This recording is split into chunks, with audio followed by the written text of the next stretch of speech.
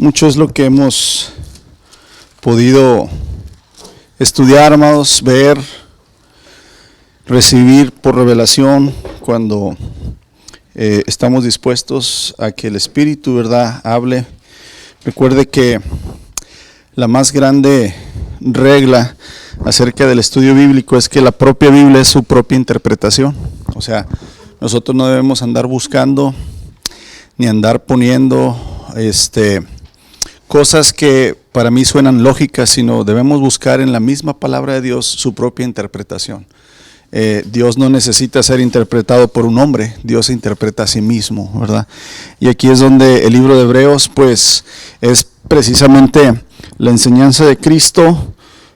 El autor de Hebreos siempre va y utiliza y saca el Antiguo Testamento para darnos el ejemplo, para darnos el recuerdo de lo que ahora Él está hablando por medio del Espíritu, recordarles, ¿verdad?, a los hebreos dónde y por qué y la interpretación correcta por medio del Espíritu para que ellos pudieran realmente tener una edificación espiritual y no nada más un rito que hacer, ¿verdad?, una ceremonia que cumplir, una ley que obedecer como anteriormente, ¿verdad?, lo era, sino que ahora hay un cumplimiento en Cristo Jesús, todas las cosas.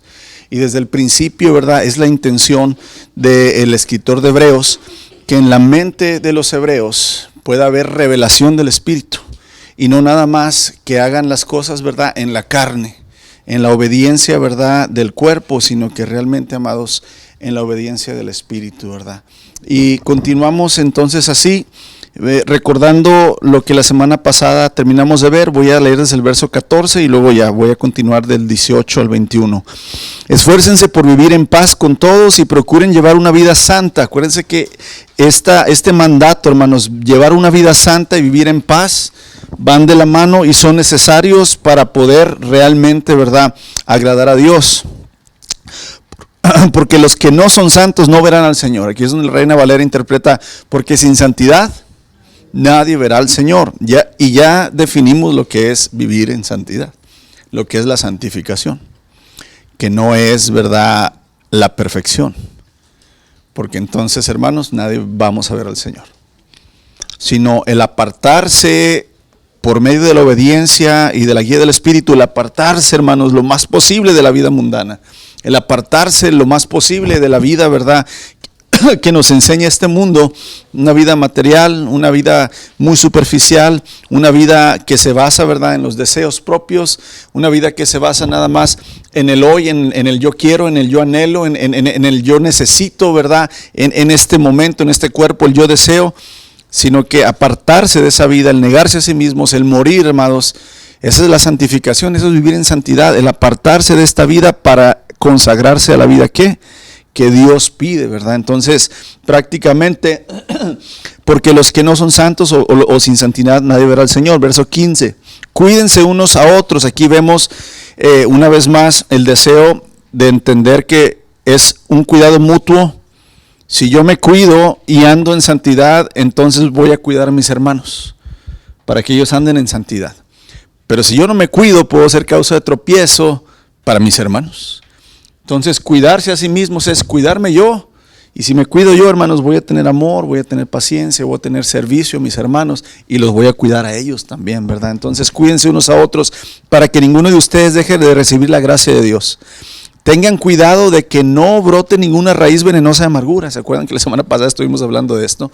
Cómo una pequeña raíz puede multiplicarse rápido y convertir una cosa pequeña, hermanos, en un problema grande, ¿verdad? Y aquí es donde tenemos que tener mucho cuidado con esas raíces de amargura. Dice, la cual trastorne a ustedes y envenene a muchos. Asegúrense de que ninguno sea inmoral, ni profano como Esaú, que cambió sus derechos de primer hijo varón por su simple plato de comida. Hablamos también de este ejemplo, cómo toma él, ¿verdad?, a Esaú y nos da otra vez la referencia de cambiar la bendición, la santidad, la pureza de Dios, hermanos, por lo que no vale, ¿verdad? Por una vida fuera del Señor, una vida, ¿verdad?, que nada más va a traer en realidad muerte. Dice, ya que era demasiado tarde para Esaú, hermanos. Dice, ustedes saben que después, cuando quiso recibir la bendición de su padre, fue rechazado. Ya era demasiado tarde para arrepentirse, a pesar de que suplicó con lágrimas amargas. Aquí nos quedamos. Y aquí la idea es, hermanos, se nos va a acabar el tiempo. Al Señor no, a nosotros sí. De repente va a ser muy tarde para arrepentirnos. De repente va a ser muy tarde, amados. Aunque le lloremos con lágrimas amargas al Señor, una cosa es llorar porque en el momento no quiero, y otra cosa es habernos arrepentido desde antes, amados. Trayendo frutos de arrepentimiento digno. Aquí es donde podemos quedar en una paradoja, pero pónganse a pensar esto, porque nosotros somos los que enseñamos la palabra a los que no la saben, o sea, usted y yo. Cuidado con predicar el arrepentimiento de último momento, porque ese arrepentimiento no viene en la Biblia. El único ejemplo que tenemos que rompe la regla y siempre se usa ese, ¿cuál es? El ladrón en la cruz. Pero es el único, esa no es la regla, esa es la excepción de la regla. El Señor desde Isaías capítulo 1 dice, vengan, estemos a cuentas, ¿cuándo? Hoy. Hoy. El mismo escritor de Hebreos, cuando hiere su voz, ¿no qué? ¿No endurezcáis? No les vaya a pasar lo que, ¿verdad?, al pueblo de Israel en Meriba. Dios nunca predica el arrepentimiento de último momento, hermanos. Yo no estoy diciendo que Dios no puede salvar en el último momento, yo lo estoy diciendo, no podemos enseñar a la gente, pues mira, ahí cuando estés muriendo arrepiéntete. No, hermanos, no es así. El Señor dice, hoy es el día de salvación. Hoy ven a Él. Hoy ríndete a Cristo. Hoy entrega tus pecados, ¿verdad? Bautízate y lava esa vida. ¿Por qué, amados? Porque entonces,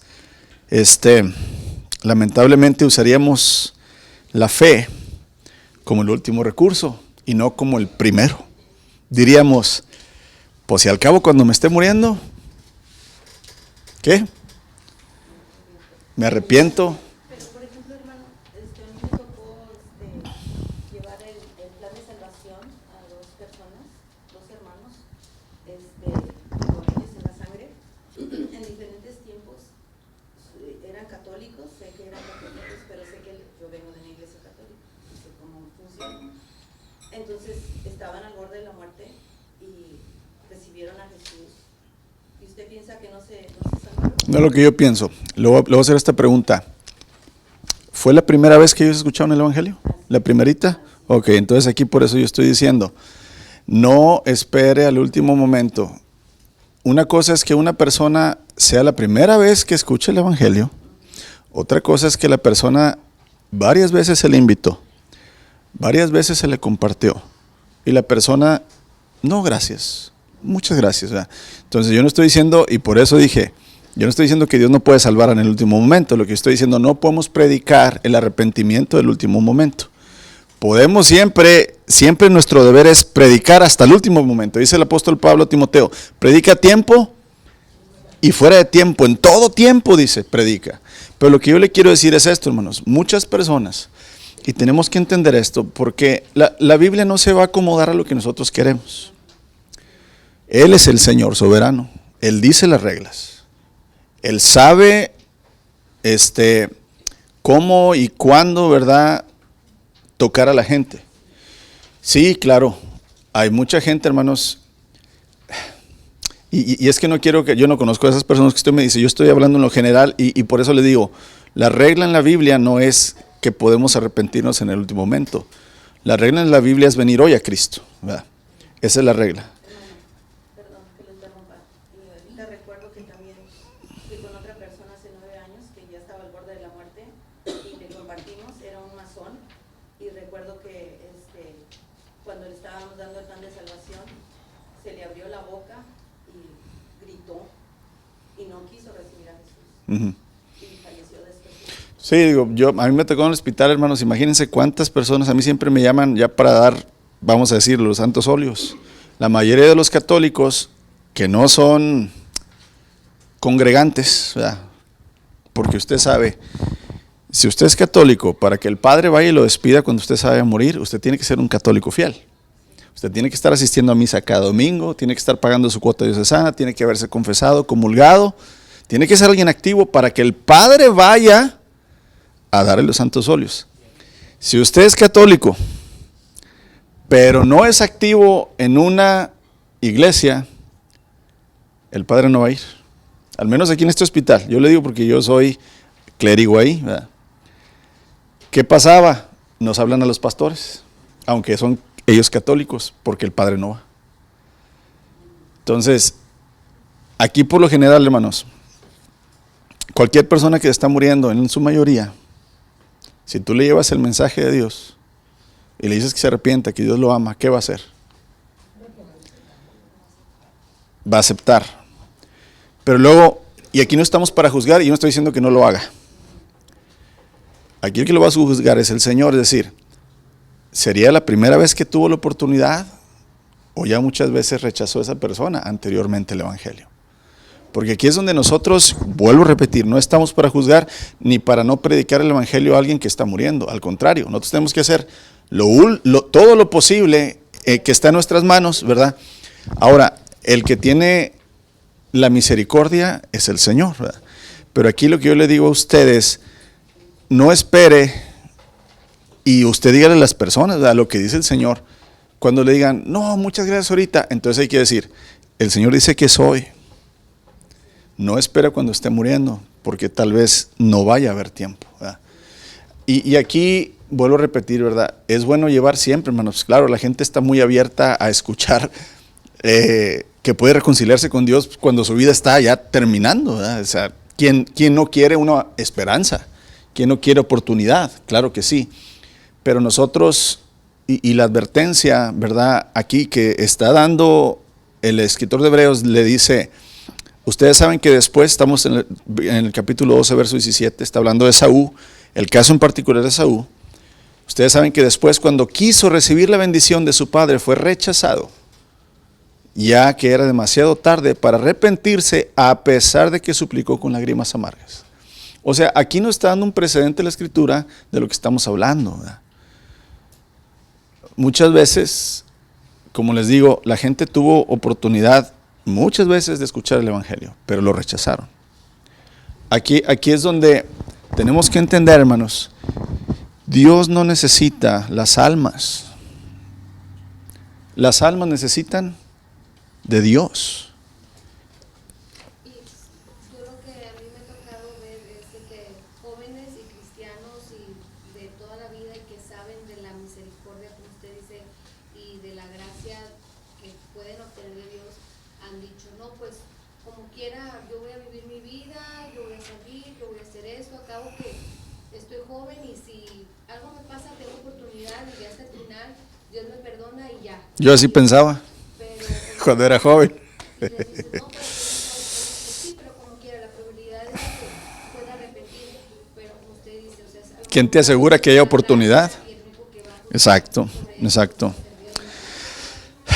Le estoy diciendo esto, hermanos, porque el pueblo de Israel, y ya lo vimos la semana pasada, ellos decían, hijos de Abraham somos. O sea, su fe no estaba puesta en Dios. Su fe estaba puesta en su linaje, ¿sí? Y el Señor le dice, yo les digo que de estas piedras mi padre puede ser hijos de Abraham. Aquí, ¿qué quiere decir?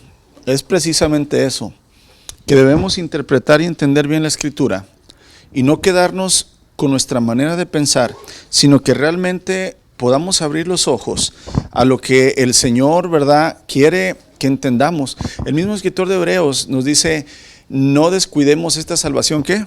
Tan grande, ¿verdad? Tenemos que entender que la salvación debería de ser, hermanos, lo principal en nuestra vida. Lo principal, amados. No hay vuelta de hoja, nos incomoda decirlo, nos cerramos los oídos, nos hacemos patos, llámelo como usted quiera, pero Cristo y la salvación, dice el Señor Jesucristo, puedes ganar el mundo entero, pero perder tu alma, ¿de qué sirve haber ganado el mundo entero? Entonces, aquí es donde resuenan las palabras, ¿verdad? Y amados, deben darnos temor y temblor, que es lo que vamos a ver hoy. ¿Por qué? Porque mire cómo este autor de la carta a los Hebreos empieza ahí en el verso 14 hablando de dos cosas: paz y santidad. Ok.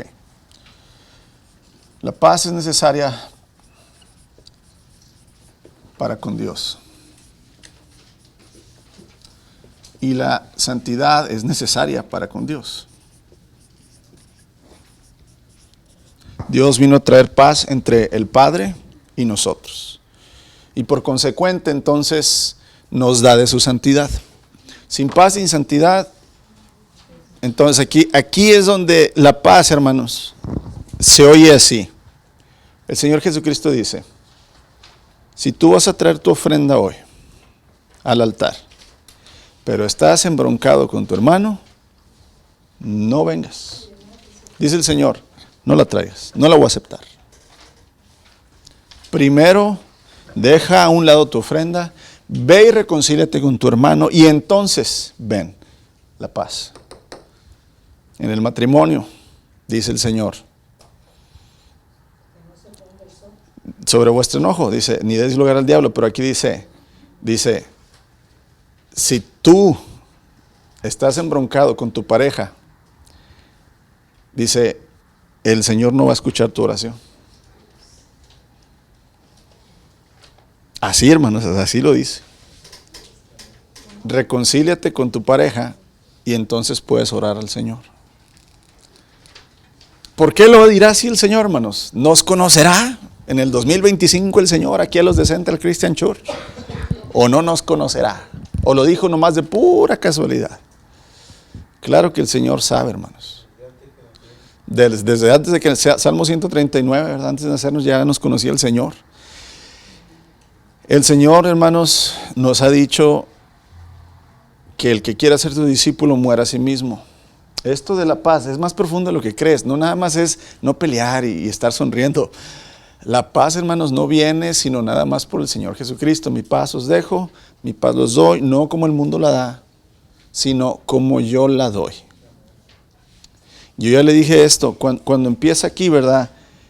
Esfuércense por vivir en paz. Eso quiere decir que no nada más me voy a esforzar de hacer una concha y que se me resbale todo lo que me digan los demás. No, porque también yo necesito crear y estar en paz con los demás. No nada más que a mí me valga todo lo que dicen los demás, sino en realidad dice, en cuanto a vosotros dependa, estar ¿qué? Bien con todos. Entonces aquí es mutuo. Yo debo ser ese embajador de paz, y también cuando los demás no quieren tener paz conmigo, hermanos, yo como quiera trato lo más posible de que ellos estén en paz conmigo. Hay ocasiones que no van a querer tener paz conmigo los demás. Ahí ya no podemos hacer nada, pero primero debemos, bienaventurados los pacificadores, porque de ellos es el reino de los cielos. Entonces, ellos heredarán la tierra. Entonces tenemos que entender cuán profundo es esto, hermanos. Cuán profundo es la paz. Y estar en paz con Dios, hermanos, viene a darnos el resultado, no por sí solo. Acuérdense que la santidad es recibida por Cristo. Es dada por Cristo persona y recibida por nosotros. No la podemos producir. Yo no puedo producir santidad, usted tampoco, por más bien que se porte. La santidad viene del Señor, dependemos de su santidad plenamente. Entonces aquí por eso dice, esfuércense, hermanos, porque cuesta mucho. Cuesta mucho vivir en paz con los que no quieren vivir en paz. Cuesta mucho, hermanos, vivir en paz yo y el Señor. Pero a eso vino Jesucristo. Entonces, Él empieza a hablar de esto y luego continúa con el cuídense, ¿verdad? Mutuamente, no se olviden uno del otro. Hace la advertencia, cuidado, no sean como Esaú, porque aquel vendió, ¿verdad?, su primogenitura por un plato de comida, y cuando quiso arrepentirse, fue muy tarde y fue rechazado. Es una advertencia. Esaú era un hijo de su padre Jacob. Jacob quería bendecir a Esaú, hermanos. Pero Esaú pensó que ya lo había hecho. Soy el hijo mayor. ahorita no me interesa mucho la herencia de mi padre, lo que me interesa es saciar mi ¿qué? Mi hambre, lo inmediato, lo que este mundo me ofrece. Y ya cuando quiso, hermanos, dice, lo siento, es demasiado tarde. Entonces ahora continúa y vamos a ver estos versos hoy, hermanos, 18, ¿verdad? Al 21, ay Dios. Ustedes no se han acercado a una montaña que se pueda tocar, a un lugar que arde en llamas, un lugar de oscuridad y tinieblas, rodeado por un torbellino, como le sucedió a los israelitas cuando llegaron al monte Sinaí. Ellos oyeron un importante toque de trompeta y una voz tan temible que le suplicaron a Dios que dejara de hablar. Retrocedieron temblando bajo el mandato de Dios. Si tan solo un animal toca la montaña, deberá morir apedreado. Incluso Moisés se asustó tanto de lo que vio que dijo, estoy temblando de miedo. ¿Qué está sucediendo aquí, hermanos? Acuérdense que el escritor de Hebreos está hablando con precisamente judíos, con hebreos que conocían la historia de su pueblo. Sobre todo ese día, hermanos, que Dios hizo el pacto con Israel, el día del Sinaí. Ese día terrible y temible y grandioso al mismo tiempo para Israel, porque cuando vamos a Deuteronomio, hermanos, Éxodo capítulo 19, y cuando vamos a Deuteronomio capítulo 4, vemos plenamente, hermanos, esta escena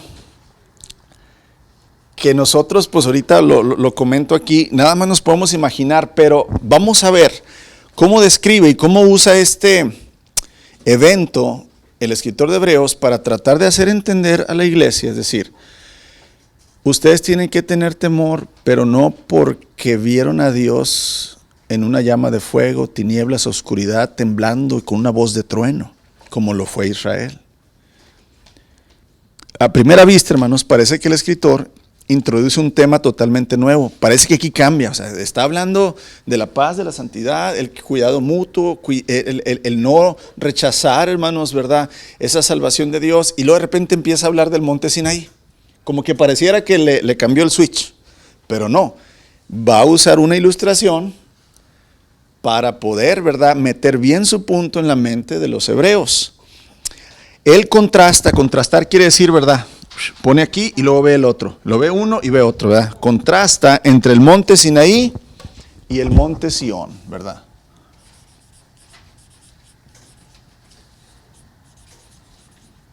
Hay un canto muy bonito que les iba a traer, hermanos, pero no se los traje.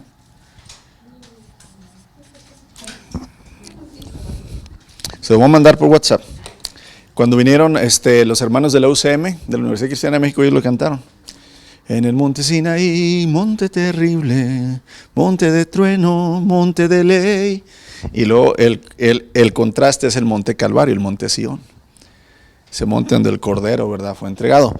Es lo que aquí está haciendo o va a ser, ¿verdad?, el escritor de Hebreos, amados. Él no va a hablar de los montes, va a hablar de lo que sucedió en los montes para seguir el tema que quiere, ¿verdad?, poner en la mente de la iglesia. Este no es el caso, o sea, él no va a hablar ahora de los montes para darnos otro tema, sino que el tema ya ha sido introducido con la frase, sin santidad nadie verá al Señor, hermanos. En su lucha por obtener la paz y la santidad, hermanos, los lectores de la carta deben de reconocer la diferencia que hay entre los tiempos del pacto antiguo y los tiempos del nuevo pacto. Nosotros no tenemos la paz para con Dios por medio del pacto en el Sinaí. Hay una frase que Josué les dice al pueblo de Israel cuando Josué se está despidiendo, hermanos. Vamos rápidamente, Josué, capítulo 24, creo, si no mal recuerdo.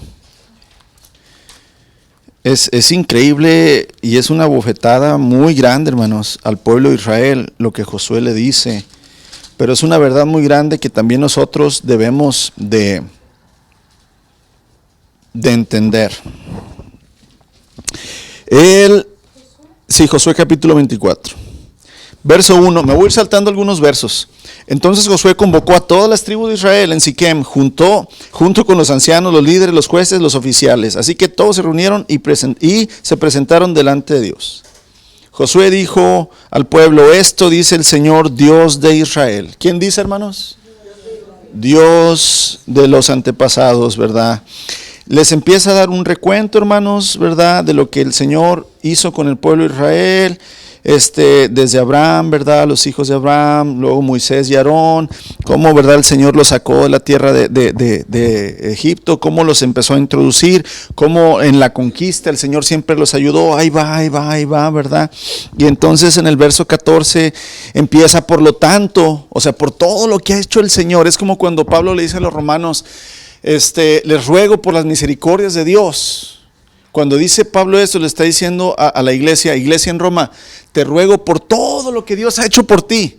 Aquí es igual, hermanos. Primero Josué les recuerda lo que Dios ha hecho por su pueblo y luego entonces viene, ¿verdad?, la petición. Verso 14. Por lo tanto, teme al Señor y sírvelo ¿con qué? Con todo el corazón. Echa fuera para siempre los ídolos de tus antepasados, y empieza la advertencia, hermanos. Y luego aquí es donde el famoso, pero yo y mi casa, ¿qué? Porque le dice, echa fuera los ídolos, ¿verdad? Que hay en estas tierras, no vuelvas a adorar esos ídolos que adoraban tus antepasados en Egipto. Yo no sé qué van a decidir, pero yo y mi casa, ¿qué? Serviremos al Señor. El verso 16, el pueblo respondió, fíjate la mentira tan grande, más. Nosotros jamás abandonaríamos al Señor, ni serviríamos a otros dioses, pues el Señor nuestro Dios es el que nos rescató. Esta frase es la misma frase que dijo Pedro cuando el Señor Jesucristo le está diciendo, Pedro, Satanás ha venido y me ha pedido ¿qué? Permiso de zarandear tu alma y la de ellos. Pero yo he rogado por tu alma, y cuando sea restaurado, ayuda a tus hermanos a levantarse. ¿Y qué dijo Pedro, hermanos? No me conoces, Señor. No se sabía el Salmo 139, Pedro, hermanos. Señor, yo contigo, ¿qué? Hasta la muerte. ¿Qué dijo Israel, hermanos, aquí? Jamás abandonaremos al Señor, ni nunca serviremos a otros dioses. Empiezan ellos a tratar, hermanos, de hacer un pacto, ¿verdad? Dice, Él nos rescató, Él hizo milagros poderosos ante nuestros propios ojos. Cuando andábamos por el desierto rodeados de enemigos, nos protegió. Verso 18, fue el Señor quien expulsó a los amorreos y a las otras naciones que viven aquí en esta tierra. Por lo tanto, nosotros también serviremos al Señor, porque solo Él es nuestro Dios. Y luego aquí, en lugar de Josué decir, sí, son unos campeones en Jehová, ¿saben qué les dijo, hermanos? Entonces Josué les advirtió, ustedes no son capaces de servir al Señor, porque Él es un Dios santo y celoso, y no les perdonará su rebelión ni sus pecados. Qué golpe tan bajo, hermanos, pero porque es una realidad que hasta hoy sucede en el pueblo de Dios que somos ahora nosotros. Por nosotros mismos y nuestros esfuerzos, amados, no podemos servir al Señor. ¿Cuándo es que podemos servir al Señor? El Señor Jesucristo le dijo a sus discípulos, y recibirán poder cuando haya venido sobre ustedes el Espíritu Santo, y entonces me serán testigos. Ahí, cuando su Espíritu venga a nosotros, es cuando vamos a tener el poder, hermanos, de servirle realmente, no antes. El pueblo de Israel nunca pudo servir a Dios de la manera que el Señor le pedía. No porque no tuvieran ganas, hermanos. No porque no conocieran la ley. Sino porque era un pueblo rebelde como somos tú y yo. Hasta que viene el corazón, Ezequiel 36, 26. Pero yo les daré otro corazón. El corazón duro se los voy a ¿qué? A cambiar. Y se los voy a poner un corazón blando. Ahí está hablando de la nueva criatura, hermano. No es que tú tienes un nuevo corazón y quieres un mejor yo. El que está en Cristo, nueva criatura es. Las cosas viejas han pasado, todas son hechas nuevas. No puedes ser tú el mismo, la misma. No puedes y no se puede. La nueva criatura no eres tú nuevo, es Cristo en ti. Entiende, tú no puedes hacer nada sin el Señor. Por más que te esfuerces, por más que obedezcas, por más que el corazón que tienes, hermanos, no es capaz de servir al Señor. Nadie, ni nuestras santas abuelitas tan buenas que eran, tampoco. Necesitan ser transformadas y venir Cristo para que seamos capaces. El Hijo, acuérdate las palabras, testimonio del Padre. Cuando el Señor Jesucristo está siendo bautizado, Juan escuchó una voz que dijo, ¿este es mi qué? ¿En el cual tengo qué? Ok, no dijo eso de Moisés, no dijo eso de Abraham, no dijo eso de David, no dijo eso de Noé, hermanos. Solo el Hijo complace al Padre. El hermano Caleb no complace al Padre, hermanos. Cristo en Caleb es el que complace al Padre, nada más. Entonces, el único que puede servir al Padre es el Hijo. Él necesita poner en ti su obediencia, Él necesita poner en ti su santidad. No es tu santidad, hermanos, lo que te salva, ni tu obediencia. Por más obediente que seas, como quiera, viviste en desobediencia, aún estando ya entregado a Cristo. Pablo desobedeció, hermanos. Pedro desobedeció, aún ya siendo apóstoles. No fue la obediencia lo que lo llevó al cielo.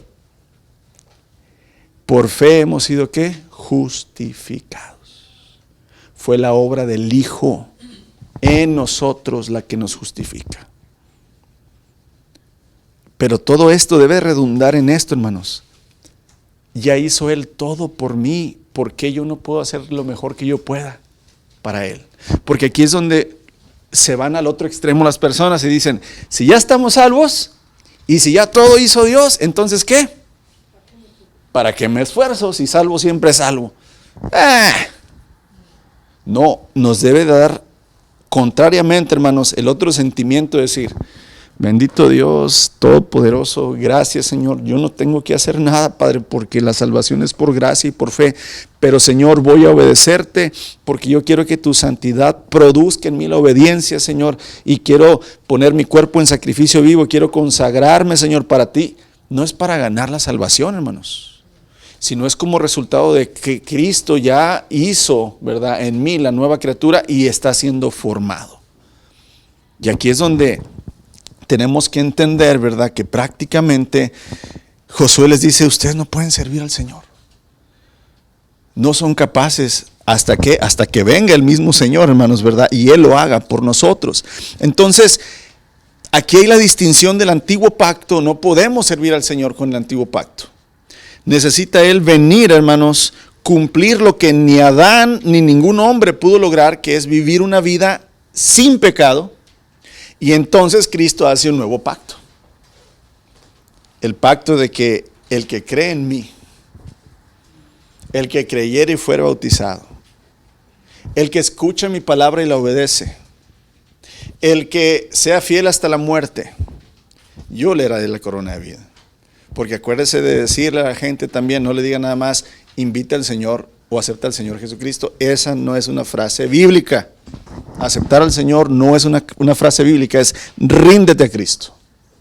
Ríndete a Cristo. Humíllate ante el Señor. Eso es lo que debemos de decir a la gente, hermanos. Porque aceptar a Cristo en el corazón es darle una ¿qué?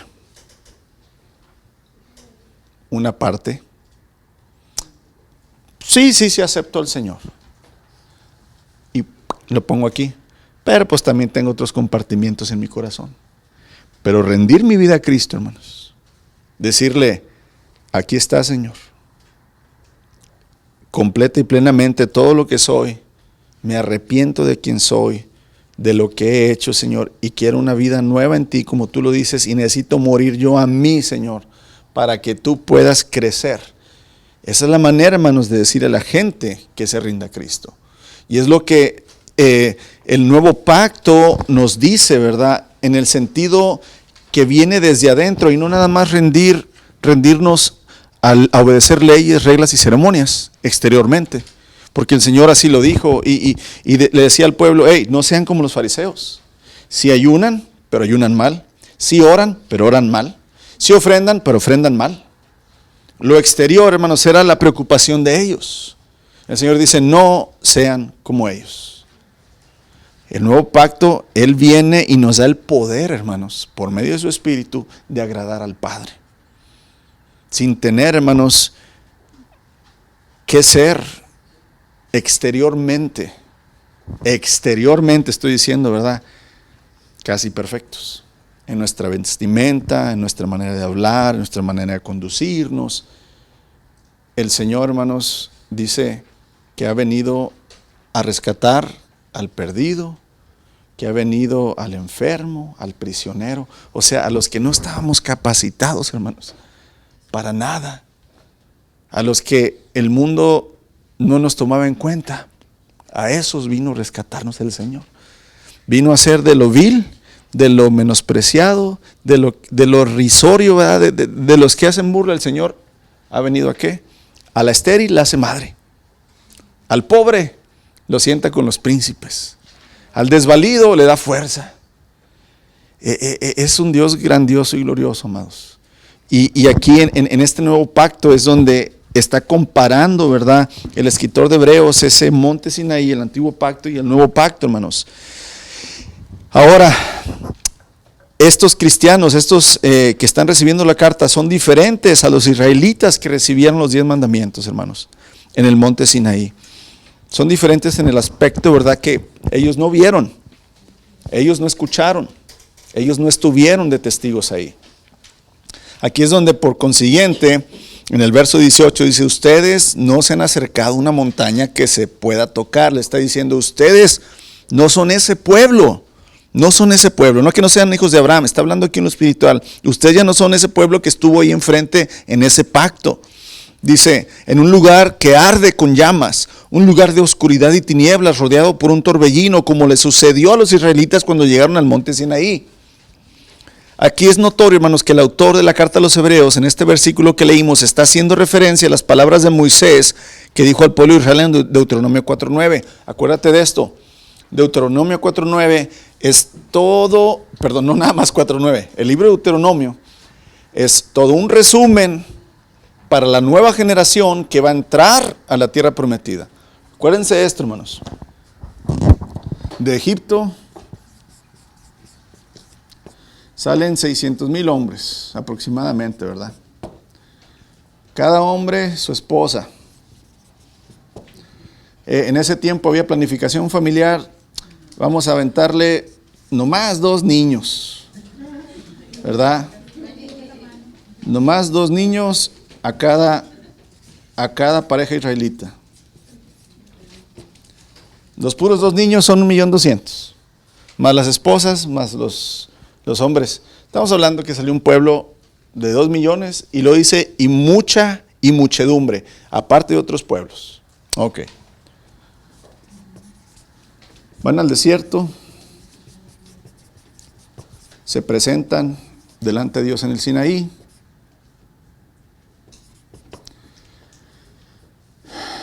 El Señor, ¿verdad?, les entrega el pacto. Los manda a la tierra de Canaán y les dice que les ha entregado la tierra. ¿Ellos qué hacen, hermanos? Les da medio y envían 2 espías. De estos 2 espías, solo 2, Caleb y Josué, dicen, el Señor está con nosotros, podemos comérnoslos como pan. Pero los demás, los otros 10, hermanos, alborotaron al pueblo, a estos, y el pueblo dijo no. Se enoja el Señor y les dice, los voy a exterminar. Y luego ellos dicen, no, Diosito, no, perdónanos. Sí, vamos. No, váyanse al desierto. No, Señor, sí vamos, ahora sí vamos a ir. Y el Señor les dice, no vayan, no estoy con ustedes. ¿Qué hace el pueblo, hermanos? Van a pelear y ¿qué sucede? El Señor no les da la victoria. Entonces, se regresan al desierto. El Señor en 40 años los extermina.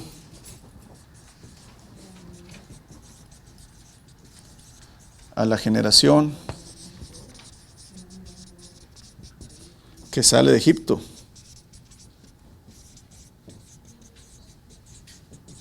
Y ahora, hermanos, la nueva generación es donde el Señor vuelve Moisés a recordarles el pacto en Deuteronomio. Antes de entrar a conquistar la tierra prometida. Entonces tenemos aquí, hermanos, la historia donde está utilizando el escritor de Hebreos parte de lo que en Éxodo está describiéndose en vivo, que está sucediendo en vivo, y luego también está utilizando en Deuteronomio la repetición, ¿sí? Está tomando de los dos pasajes. Es el mismo pasaje, pero en Éxodo está en vivo pasando, y ya en Deuteronomio Moisés le está recordando a la nueva generación lo que sucedió en el Sinaí. ¿Sí entendimos? ¿Sí? Bueno, entonces, prácticamente, hermanos, Moisés reflexiona en Deuteronomio, Moisés está reflexionando lo que pasó originalmente, ¿verdad? Y les está diciendo a la nueva generación el pacto, y les está diciendo cómo el Señor vino y cómo el Señor se posó en el monte, hermanos. Es increíble, ¿verdad? Cómo corre el tiempo.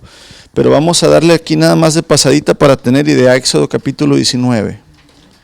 Es un pasaje, hermanos, que debes de leerlo a tus hijos y que ellos se imaginen. Pero léeselos con ganas. Apágales la lucecilla, ¿verdad?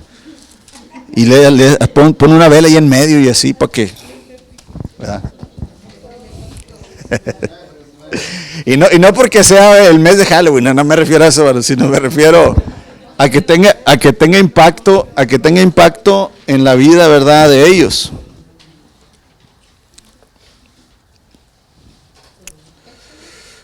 Sí, capítulo 20. Sí. Primero, en el capítulo 19, el Señor, ¿verdad?, le dice a Moisés que le dé estas instrucciones al pueblo, que se preparen, que en 3 días, ¿verdad?, que laven sus ropas, que no se acerquen al monte, le da mucha instrucción, ¿verdad? Sucede, hermanos, aquí lo de prácticamente lo que hemos visto en las películas de los 10 mandamientos, ¿verdad? El Señor empieza a entregar el decálogo, los 10 mandamientos, el pacto en el capítulo 20. En el capítulo 20, verso 18, dice Moisés: cuando los israelitas oyeron los truenos y el toque fuerte del carnero, o del cuerno de carnero, porque siempre cuando lee la Reina Valera dice trompeta, y te imaginas una trompeta de la banda aquí de los Fresnos, ¿verdad? Una trompeta así. No es trompeta, es el shofar, ¿verdad? Es el carnero así. Dice, ellos empezaron a ver los truenos, oyeron los truenos, escucharon un toque fuerte, hermanos, ¿verdad?, del shofar. Vieron los relámpagos, el fuego, hermanos, el humo que salía del monte. Hermanos, estaba temblando la tierra. Y aquí, ¿verdad?, dice, entonces se mantuvieron a distancia temblando de miedo. Entonces le dijeron a Moisés: háblanos tú y te escucharemos, pero que no nos hable Dios directamente, porque moriremos. Imagínense la escena, hermanos. Están las familias ahí, Los papás temían por los niños, están aterrorizados, ¿verdad?, todos ahí. Y Moisés le dice: no tengan miedo, le respondió Moisés, porque Dios ha venido de esa manera para ponerlos a prueba y para que su temor hacia Él les impida pecar. Pero imagínate la escena, hermanos, Dios bajando al monte, el monte en tinieblas, en una densa nube, hermanos, al mismo tiempo fuego, ¿verdad?, rayos cayendo, el estruendo de los truenos, la tierra temblando, amados, ¿verdad?, el toque de carnero. Imagínense toda esta escena. Si aquí, ¿verdad, hermanos, sales asustado cuando SpaceX lanza un cohete. ¿Qué es eso? Y, es el cohete. Pero imagínate el Señor, hermanos, intencionalmente presentándose al pueblo para que tenga temor el pueblo. Imagínate. Es algo que el pueblo, hermanos, tembló de miedo y dijo: no queremos escuchar a Dios, Moisés. Vamos a morir. Ahí es cuando ellos supieron que sin santidad nadie verá al Señor. ¿Sí? Amados, aquí el foco de atención no es tanto el lugar en sí, o sea, no es el monte Sinaí, hermanos, sino en realidad es cómo Dios se revela en su majestad y poder. Aquí es donde los israelitas se habían consagrado, porque el Señor les dijo que se lavaran, que se guardaran 3 días, ¿verdad? Que no tuvieran relaciones sexuales, que comieran de manera correcta, que nadie se acercara, ¿verdad? Hacia donde estaba el monte o límite. Interiormente, hermanos, temblaban de miedo cuando miraban la montaña, porque se habían acercado a un lugar de tinieblas, oscuridad y tormenta. No sé si esto representaba, hermanos, la vida del pueblo en ese momento. Porque a veces uno dice, ¿por qué el Señor no se presentó en una luz hermosa, verdad? En un arco iris, con los serafines, ¿verdad? Así bien bonito. ¿Por qué se presentó de esa manera tan temible, hermanos? Y aquí la conclusión que podemos dar es precisamente Moisés. Aquí es donde le digo que la Biblia es la propia interpretación. No tengan miedo, Moisés les dijo, porque Dios ha venido de esta manera para ponerlos a prueba. Ahí está la respuesta. Dios quería, hermanos, que el pueblo tuviera temor, miedo. No sé si eso reflejó, hermanos, muerte en ellos y vieron su destino si no se entregaban plenamente al pacto de Dios. Y entonces, ¿verdad? Tuvo efecto, al menos en ese momento. Porque temblaban, hermanos, y en esos pavorosos aspectos de la naturaleza de Dios, ¿verdad? Que se presenta a su pueblo. La reverencia del pueblo, hermanos, dice, no queremos ni escuchar al Señor. O sea, entraron en un temor tan reverente que inclusive aquí más adelante en Hebreos, ¿verdad? Ahí mismo en el capítulo 12, pero ya saltándonos hasta los versos 28 y 29, dice, ya que estamos recibiendo un reino inconmovible, seamos agradecidos y agrademos a Dios adorándolo con santo temor y reverencia, porque nuestro Dios es un fuego consumidor. Ahí es donde es la famosa frase de Dios es amor, pero también fuego consumidor. Nunca se les olvide predicar del amor y del fuego consumidor que es el Señor, ¿verdad? Entonces dice el verso 19, ahí en Hebreos, ellos oyeron un potente, aquí dice impotente, me equivoqué, un potente toque de trompeta y una voz tan temible que le suplicaron a Dios que dejara de hablar. Los israelitas contemplaron el espectáculo, hermanos, del fuego, del humo, de las nubes, de tormentas, ¿verdad? Cayendo del fuego los rayos. Ellos también fueron testigos de esto.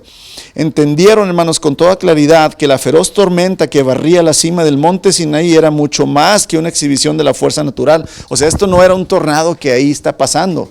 Esto era algo sobrenatural, ¿verdad? Que estaba sucediendo. Dios mismo estaba presente y se hacía oír por medio del sonido de el cuerno, hermanos. Entonces Dios habló al pueblo y les dio el decálogo, ¿verdad? O sea, los 10 mandamientos, el pacto. Dios se acercó a los israelitas con su pacto, hermanos, para que el temor de Dios mismo, damos vuelta, morara dentro de su pueblo para mantenerlo alejado del pecado. La visión abrumadora, o sea, este espectáculo que ellos estaban viendo, hermanos, increíble, esa voz de Dios, ¿verdad? Aterradora, causaron un temor mortal en el corazón del pueblo. De tal manera que la oyeron, hermanos, y rogaron que no se les hablara más. ¿Se acuerdan que dijo el escritor aquí de Hebreos, en el verso 17, que Esaú rogó con lágrimas, pero ya no fue escuchado? Ese ruego de Esaú, hermanos, ese lloro, es el arrepentimiento del mundo. Pablo lo menciona, que hay un arrepentimiento que viene de lo alto y un arrepentimiento del mundo. El arrepentimiento del mundo es en el momento, en el ay mamacita y el persinarse, y Diosito santo, te prometo que, y pasa la tormenta y que siga el baile, vámonos, ya se fue, ¿verdad? Eso le pasó al pueblo de Israel. Porque cuando Moisés se subió al monte, hermanos, y está ahí los 40 días, ¿qué hace Israel?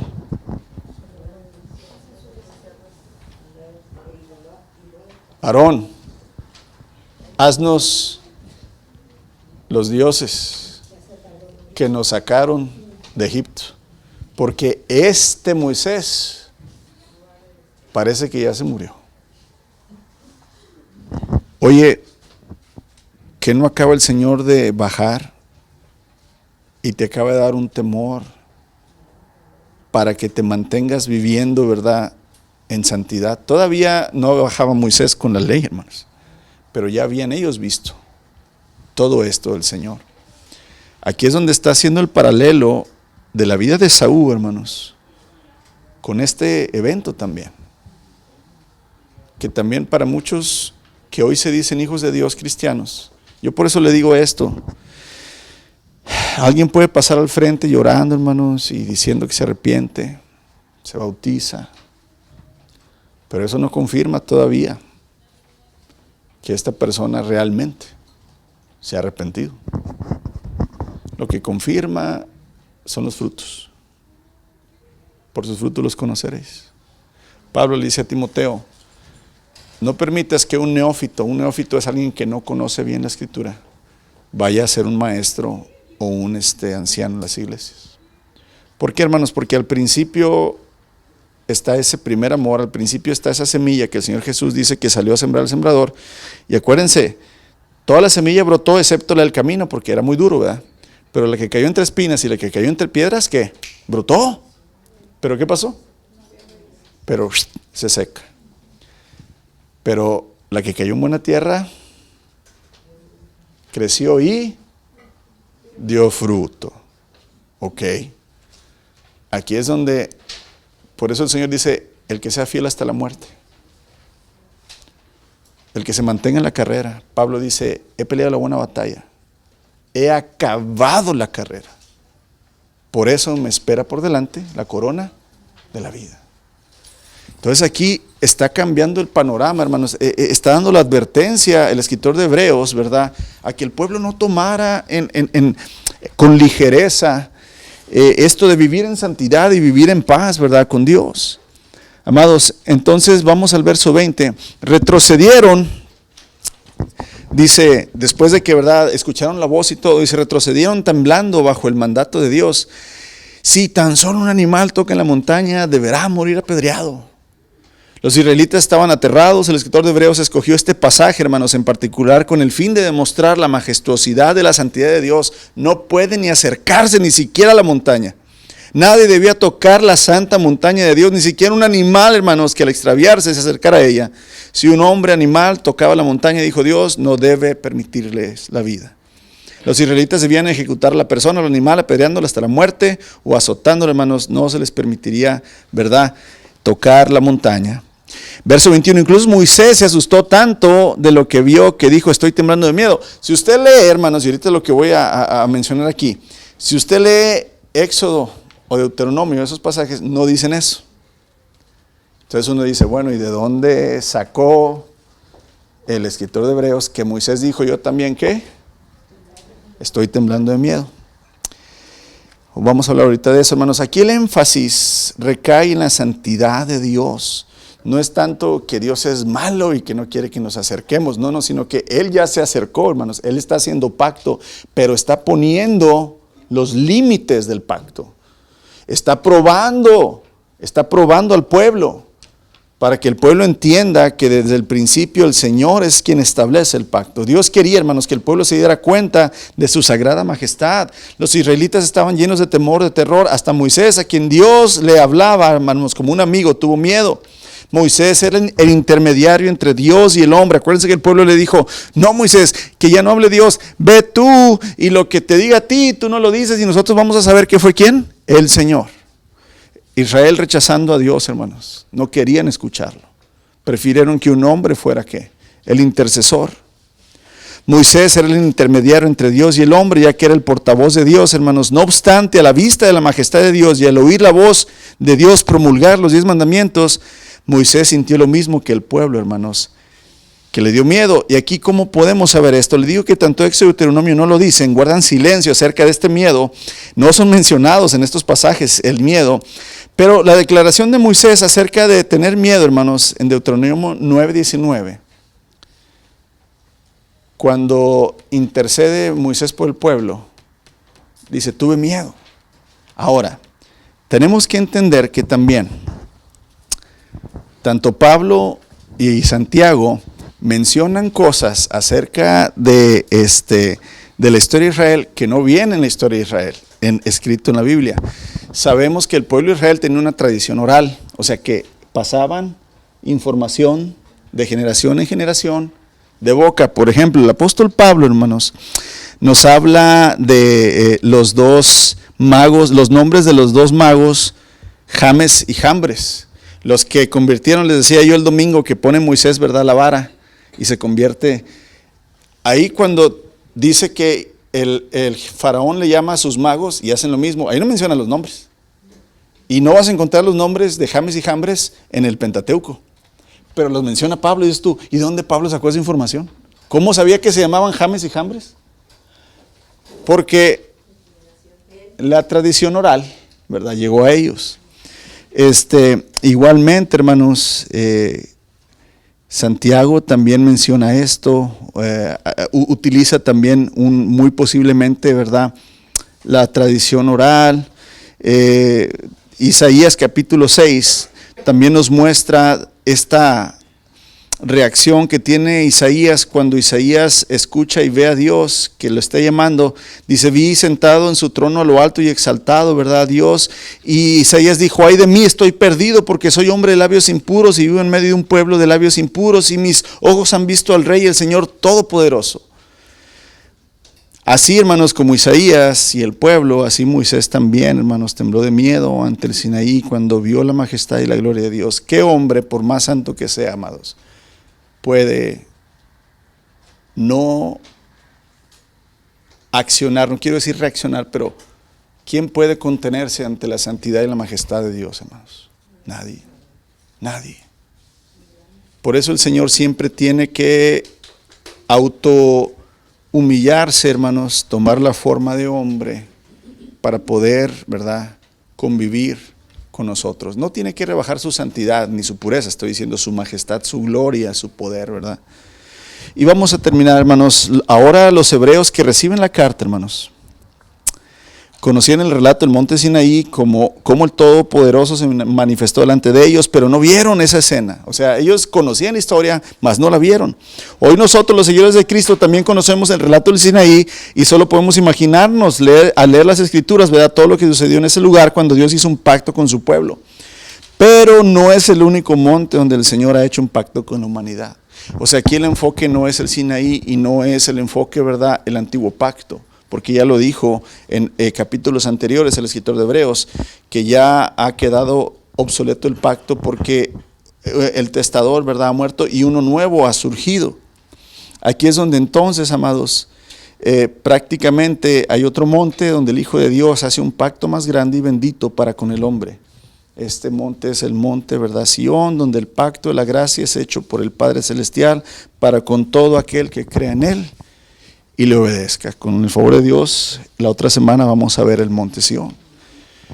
Pero fíjense qué hermoso es, hermanos, y qué magistral maestro es este escritor de Hebreos, que usa cada ilustración de el Antiguo Testamento para traer una ilustración muy exacta hacia lo que Cristo quiere, ¿verdad?, enseñar a la iglesia.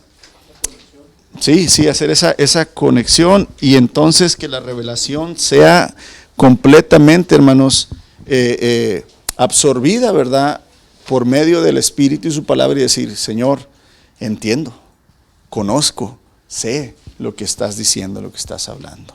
Amén. Señor, pues nunca, Señor, terminaremos de sorprendernos, Señor, nunca terminaremos, Padre, de agradecer tan maravilloso Dios que eres, tan sabio, Señor, tan poderoso, tan majestuoso, tan santo, Señor. Eres único, eres santo, santo, santo, eres el Dios todopoderoso, el altísimo, el soberano, Señor. Y tú, Padre, nunca te has escondido, tú siempre te has revelado, tu creación te revela, Señor, y luego tú te revelas a tu creación. Inclusive vienes, Señor, en forma de hombre y vives y estás entre nosotros. Nos das tu palabra, Señor, nos dejas tu Santo Espíritu. Tú siempre te has revelado al hombre, siempre te has dado a conocer, bendito Dios, a nosotros. Gracias por ser tan maravilloso, Señor. Y ayúdanos a a siempre realmente valorar ese acercamiento que tú siempre has tenido para con nosotros los pecadores, que no merecemos nada de ti, pero por quien eres, Señor, un Dios lleno de gracia y misericordia, te damos gracias por ser así con nosotros, por ser amoroso y paciente.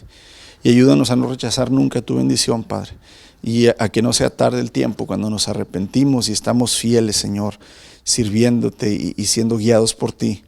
Ayúdanos a siempre tener ese corazón blando y escuchar y obedecer tu palabra.